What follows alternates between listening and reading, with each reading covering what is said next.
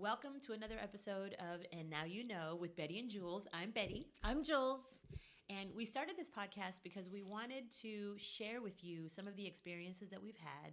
And it's really meant to inspire and empower and help you on your journey and support you regardless of what you're facing. We've probably been there and we have something to say about it. So, Today, we decided to talk about listening to your gut. And there's a lot of definitions that are included in listening to your gut.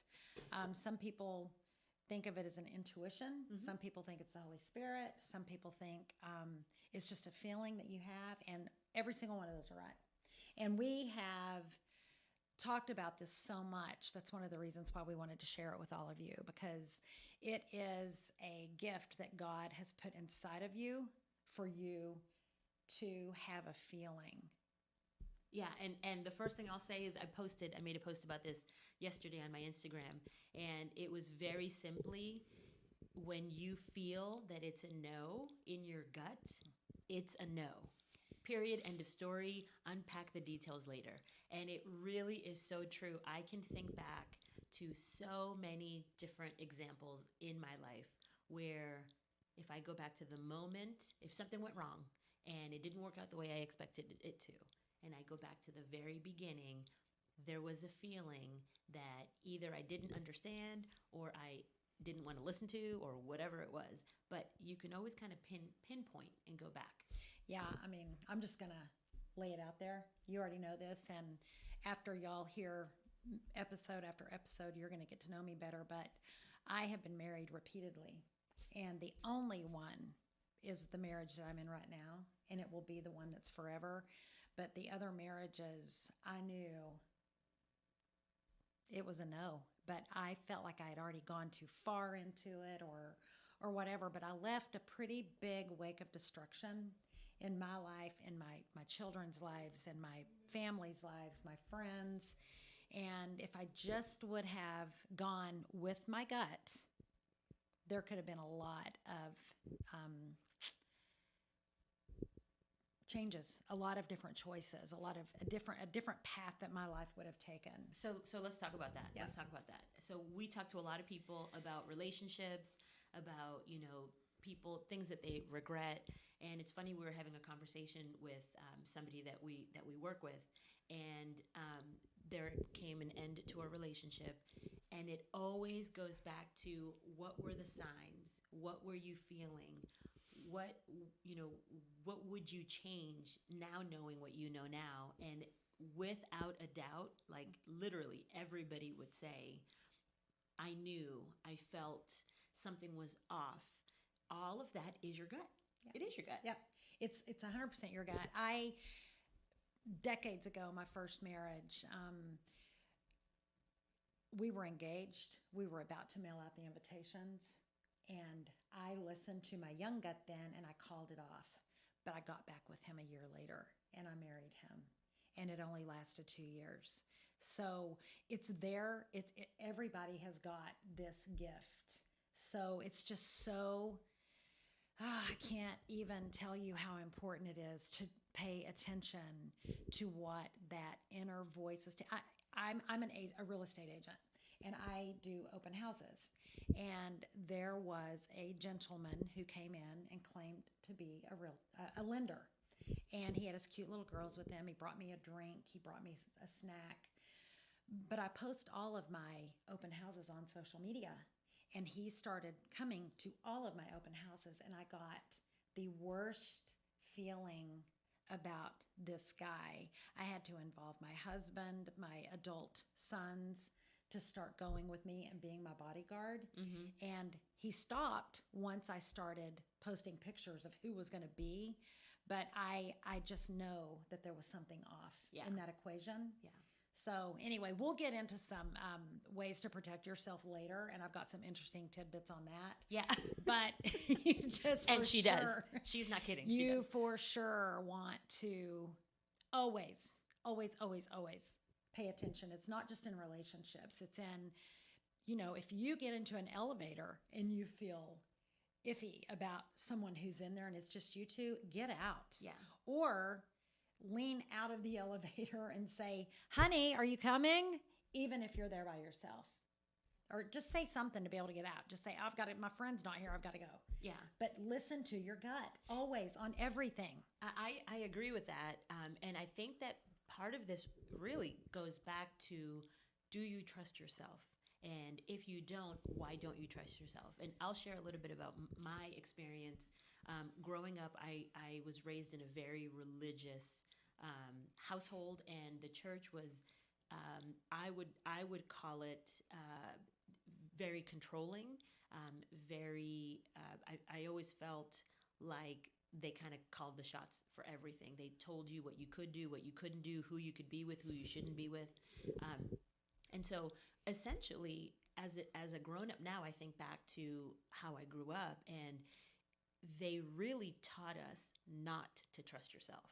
They really made it seem like we weren't capable of making any good decisions on our own. And so if you take that programming as a young child, well, then you don't trust yourself. And then when you feel something is off, you don't necessarily act on it because you're not really sure what to do or what not to do, or you don't know how to make decisions on your own. And there's a lot more that comes with that. We'll get into details later. But essentially, as an adult, I have realized and I have learned to now trust my gut. And now it's very loud. Now I know. Now when something is off, even if it's somebody that you meet and something feels off, and I always talk about, like, I'm a vibey person. And so if the juju doesn't feel right, if something just seems a little off, I am just like, I'm out. That's not going to work for me. And I think it's so important to examine why you don't trust yourself and how you can lean more into that and start trusting yourself. Yeah, it's while I'm sitting here listening to you, it just spawns more and more conversation. It does go back to your childhood, and it goes back to different traumas. And none of us escape childhood without some form of childhood trauma. I'm not slamming my parents. I'm not slamming anybody as a parent, because I truly believe majority of the parents, I'm not saying all of them are great, but I think that we're doing the best. But everybody does the best they could with what they have. With what they have. Yeah. And, in my case, I had this magical childhood. I was created to be independent, but then my dad died when I was 14, suddenly. And that rug was just pulled out from under me. And I had to grow up like that overnight. And I just became, first very codependent. But with that codependency, it was about making sure everybody was happy and nobody got hurt. And so I would avoid that feeling inside of me that made me know that it wasn't the direction I wanted to go in, but I would go in it anyway because I didn't want to hurt anyone's feelings. Mm-hmm. So it was about making other people happy at my own expense, and then later on at the expense of my first child, then my second child, then my third child, my extended family. And it has such a rippling effect. And here's the deal, people, is if you don't listen to your gut, you can reclaim yourself later on, but the consequences of not paying attention are still going to follow you around, and you've still got these things that you've got to clean up and deal with always. And what I have learned is that it usually first comes out in a whisper, right? And it is that feeling of something doesn't feel right, something feels off. I don't quite know exactly what it is, but I don't know about that. That's usually the first, kind of initial. If you proceed and you have not redirected, there will be a louder kind of intuitive, trying to, wrong way. And if you don't listen to that one either, then that's when it feels like an entire brick wall had to fall on top of you. And now you absolutely cannot ignore it, because now you've gone too far. You've ignored multiple warning signs. And so here you are with a big pile of whatever on top of you, and surely something that you probably have a huge consequence to, or something that you're going to regret or something. And you go back to that moment of, I should have done X, Y, and Z when I felt the whisper. And so we say this to you because we've been there, we've done it. and you will get to know us very, very well over the life of this podcast. And we are so excited to be able to share it with you. You know, we've learned a lot, and those lessons were hard lessons to learn. But the positive part is that if we can help somebody avoid a situation, or make a better decision, or even learn about yourself earlier, you know, so that you can create a better life for you. Whatever it is, this is why we created the podcast. It's really just to be able to share all of our lessons, share what you can, just even if it's a small nugget, something that you can learn and something that you can pass along. It's really just to help and empower and inspire. And, you know, it really has been, over the years, has become kind of a pretty big, heavy calling on our hearts. Absolutely. To be able to do this and to be able to share it. And is it scary? Hell yeah. We're throwing ourselves out there. We are opening kind of our entire heart and soul and just sharing, you know, details and stories and all the things that kind of we have been through it. As you get to know more of us, you know, it is a very vulnerable, scary place, but we know that information can be turned into something good, and that's what we're doing here. It's critical, and you know, you can call this a red flag moment too. Yeah. Because, oh, yeah. you know, if you're on a date or, you know, just with someone and a certain behavior comes out, don't ignore that. If you are going, this feels terrible to me, leave. It's okay. You don't have to give mulligans. You just don't. That's another episode. Actually, we're going to be talking about mulligans, what they are, and what to do and what not to do. That'll be really interesting. It will be. We love talking about mulligans, so that'll be interesting. So the gut's important. It connects to the brain. It connects to the heart. All of that is going on. It's a God-given intuition that cannot be avoided, because it will save you so much heartache down the road. And I just say that from experience, because I just wanted to make everybody happy. And now I'm here to hopefully help you with Bette, because of everything that we've gone through. And just like she said, this is a calling for us. And we're just going to get better and better as we go along on these, because we are a lot of fun. This feels like a pretty heavy subject. And so we're not laughing and giggling and carrying on about it, but we will be. We will be most of the time. As we always say, we're the loud and rowdy ones. When we walk into a room, everybody knows that we're there. And so there will be a lot of laughter and a lot of just, you know, fun and interesting stories that we talk about, and much lighter topics. But this one is so important. It's so important because it will affect every area of your life if you are ignoring your gut. And, you know, I like to call it, you know, it's God speaking to me, that intuition that we have. And we don't know what's going to happen in the future, but when you ignore that, that should really make you so uneasy. It should make you uneasy. It should make you uncomfortable.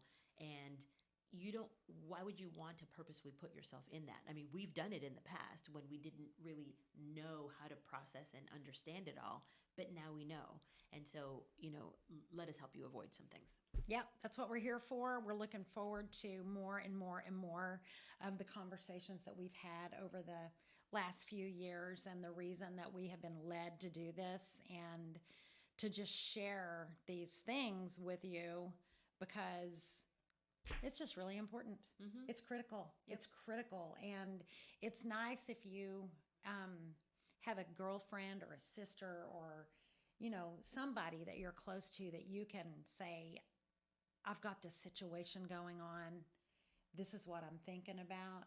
There's something in validation. Like I can go to Bette and say, I've got this bad feeling about this situation. And she's like, what are you doing? Yeah. You got to listen to your gut. Get out of there. Yeah, and that's a really good point too, because part of another reason why we wanted to do this is because a lot of times people don't have kind of that safe space. They don't have somebody that they feel like they can go to and be completely vulnerable with. And you know, sometimes it could be family members. There could be family members that maybe feel like, you know, not safe. And not to say you have to cut everybody out of your life, but sometimes you do have to distance yourself. Sometimes you need to pay attention to the circles of people that you have around you, who you're giving your energy to, because sometimes your gut is also telling you that your majority of your time shouldn't be, spent with that person. It could be friends, it could be family, it could be a company that you work with that has a toxic environment. Maybe they're holding you down, maybe you're playing small, maybe, in your dating life, maybe you're married to the wrong person, abusive situation. There's so many different types of ways, and really every situation, there is that gut kind of that gut feeling. And the way that I do it for me is, if it's not an absolute 100% hell yes, I'm all in, then it's a no for me. I don't want to do it. I don't want to do it. Well, my husband has a saying, and it's that we've got more years behind us than we've got in front of us at this point. So it's got to be well spent. I was just talking to a friend of mine that I've known for 23 years, and she literally had to put boundaries around her relationship with her own sister. And they just did it like 2 years ago. And she's almost my age. She's almost 60. And so she has known for a long time that this was an abusive, manipulating, controlling situation. But she didn't want to disappoint her sister. She was afraid she was going to disappoint her kids, her husband. It's like, if I do this with my sister, is she going to toss me out too? And it's not that she's tossed her out. She's just put boundaries around it. Because there are some people that you can't just, completely walk away from, your family. But there are some family members that you can walk away from. That's very true. They need to be walked away from. Yep, that's absolutely true. And what I will add my 2 cents to that is that when you're dealing with those types of situations, whether it's family, whether it's a parent, whether it's a cousin, an in-law, or whatever, that is a moment of also reflection, because you also have to think about, what is this trying to teach me? If you know that it doesn't feel right, if you know that you're uncomfortable, if you know that you're a people pleaser and you get pushed into agreeing to do things that you don't want to do, all of those things is an opportunity to reflect on yourself and figure out, is this right for me? Why am I doing this if it's not right for me? And maybe that's an opportunity for you to be able to use your voice and stand up for yourself and redirect your path and what you're doing and who you're with. But it is absolutely true that challenges will come up when you least expect it, and it could be with family members, and it could be with the person that you're married to. That's another thing. That's another thing that now I'm just gonna segue into the gutful conversation. So the gutful conversation I learned from Julz, which she learned from her mother, and it has been amazing for me, because I actually have a very high tolerance. I am a recovering people pleaser, not anymore, but I was a people pleaser. I would say yes when I really wanted to say no, and I would constantly be overextending myself to make everybody else happy. I would be carrying such a heavy load because I never felt like I could say no. So I would be doing all of that. Well, the gutful is when you are so done, where you can say, I'm up to my eyeballs, or whatever it is, where you are so done. I'll tell you right now, when you get a gutful and you are just done, there is no coming back from that. There is no coming back from that. I have experienced that in different areas of my life, with a job that I finally had to leave because it was just like, if it is robbing you of your peace, if it is robbing you of a bright future, if it is robbing you of becoming your best and highest self, it has to go. It has to go. And once it's gone, no reruns. No reruns, no going back. No looking in the rearview mirror. Going back is putting yourself right back into the position of having to deal with it all over again. If it didn't work the first time, what makes you think it's going to work the second time? So it really is, when you hit that gutful, it is the absolute, I'm done, I'm out, over. Conversation is done. And when you start listening to your gut more, you will get a gutful faster.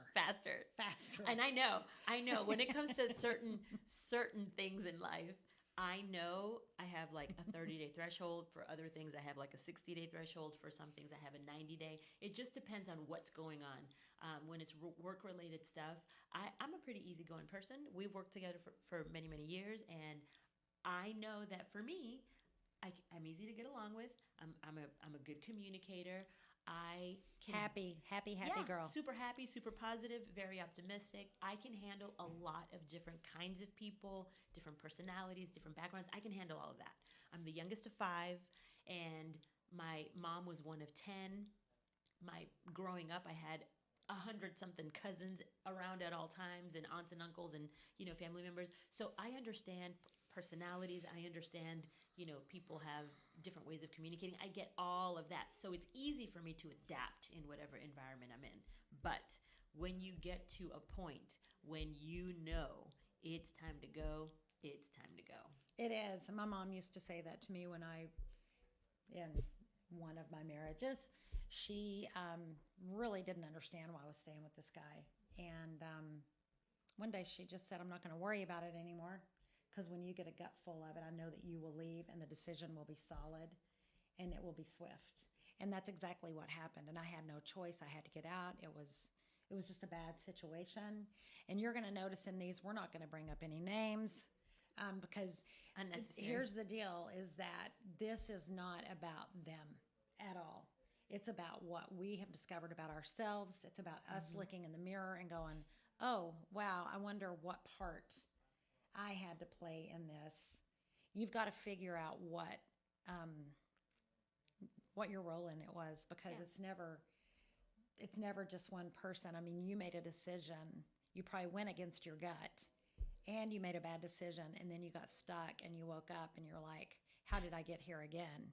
That's when you start realizing that you've got to make the change. And it's not about that other person. It's about you making a bad decision and not paying attention to the red flags or your gut. And there's so many things that can keep you from making a bad decision.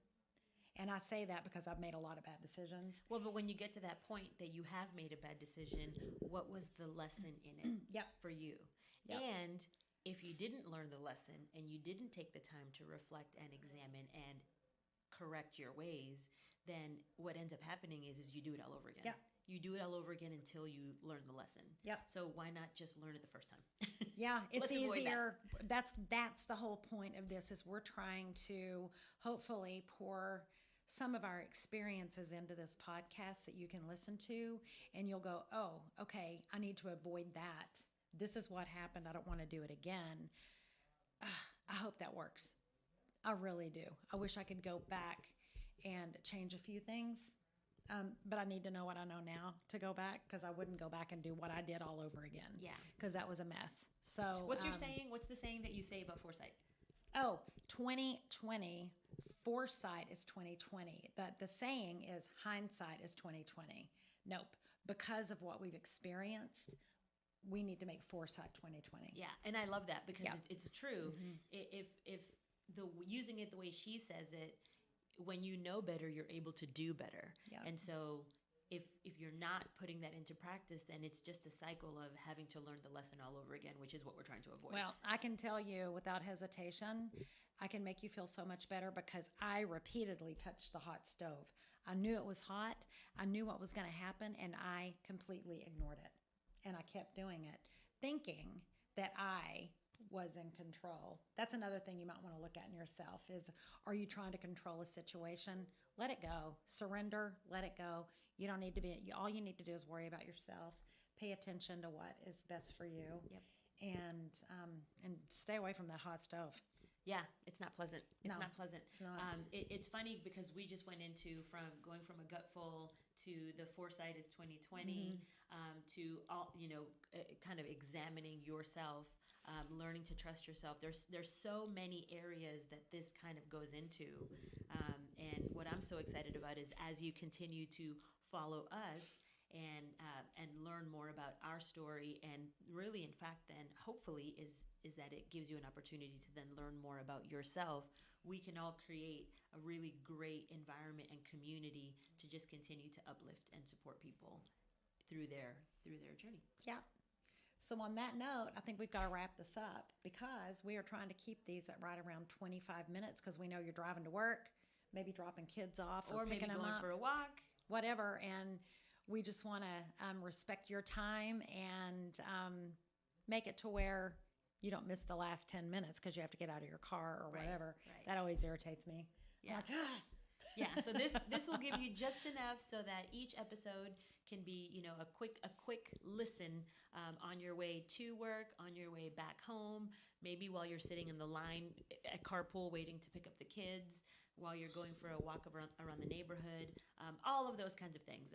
So yeah, and we'll have some episodes that might be, part 2, part 3, because some topics are going to get a lot deeper into it, and so we'll do that as well. But yeah, for now, that is what we have decided to do, and maybe some will go a little longer because we do talk a lot. But we do talk a lot, but we will try to do our best to stay around the 25 to 30-minute mark. All right. Okay. Yay! Have a good day. We love y'all. Mwah. We are so excited to hear from you. If there's any specific topics that you're interested in us talking about, shoot us a message. You can make a comment below, or you can send us an email at hello@bettyandjulz.com. And we'll catch you next time. Bye. Bye.